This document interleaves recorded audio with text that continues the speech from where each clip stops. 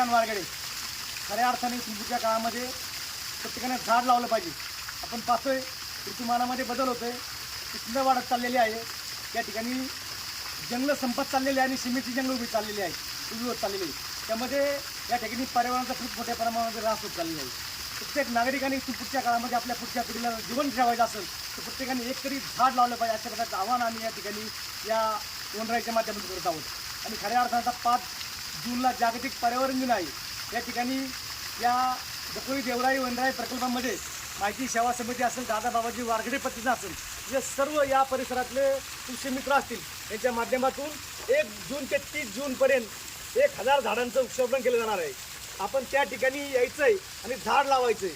झाड घेऊन आला तरी चालेल. खऱ्या अर्थानं आपण यावर्षी आपण पाहतोय पहिल्यांदाच मे महिन्यामध्ये पाऊस पडला आहे आणि तो पाऊस पडत असताना खूप चांगला पाऊस झाला आहे. आपण पाहतोय माझ्या पाठीमागे छत्रपती जलाशय असा आता भरत चालला आहे आणि यावर्षी लावलेली झाडं 100% चांगल्या रीतीने वाढणार आहेत. त्यामुळे आपल्या सर्वांना विनंती करतो की आपण कुठल्याही प्रकारची हायगाई न करता आपल्या पुढच्या पिढीला वाचवायचं असेल, निसर्ग वाचवायचा असेल, पर्यावरण वाचवायचं असेल, पशुपक्ष्यांना वाचवायचं असेल तर आपल्याला झाडं लावलीच पाहिजे. अन्यथा इथून पुढच्या काळामध्ये 50च्या पुढे टेम्परेचर गेल्यानंतर आपल्याला अक्षरशः भरपूर मारावं लागेल. त्यामुळे पुन्हा एकदा विनंती करतो, झाडे लावा, झाडे जागवा, पाणी अडवा, पाणी जिरवा. धन्यवाद.